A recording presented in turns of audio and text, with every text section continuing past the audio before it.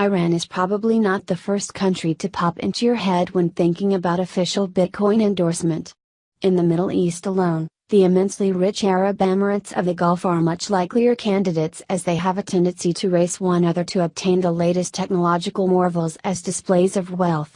Despite this, Iranian government authorities have consistently signaled that they are open to the idea of allowing Bitcoin use in the country, as they did once again a few days ago. Welcome to Iran. Abul Hassan Firuzabadi, Secretary of Iran's High Council of Cyberspace, told the Iranian news agency ILNA that his institution supports the use of Bitcoin in the country, albeit in a controlled fashion.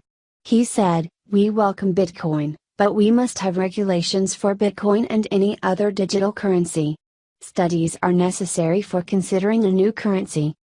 Such studies are currently underway as a joint effort by both the High Council of Cyberspace and the Central Bank of the Islamic Republic of Iran, as the authorities are preparing for Bitcoin use inside the country.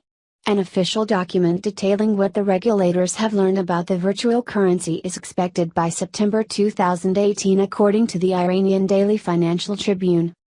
The secretary also acknowledged that without the government's stated approval, already many in Iran are dealing with Bitcoin, be it purchasing, selling or mining it, and even dealing with it in exchange shops, creating content and establishing startups.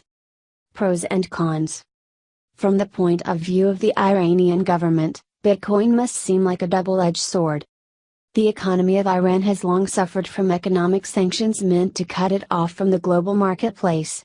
Having a method to bypass the established international financial system could greatly help the country's exporters and importers safeguard themselves from outside interference. This is especially true now with hostile actors, such as Saudi Arabia's new leader and US President Trump, publicly contemplating further punitive measures against Iran. On the other hand, the country's leadership must be thinking about how to keep its control over the economy, as governments are wont to do, and also to prevent Bitcoin from empowering dissidents. The young generation in Iran is considered to be one of the most educated in the region and is especially tech-savvy.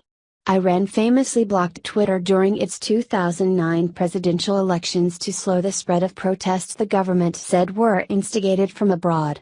This will not be an easy option with Bitcoin, even if the government were to discover that foreign entities were using it to fund NGOs in times of political crisis.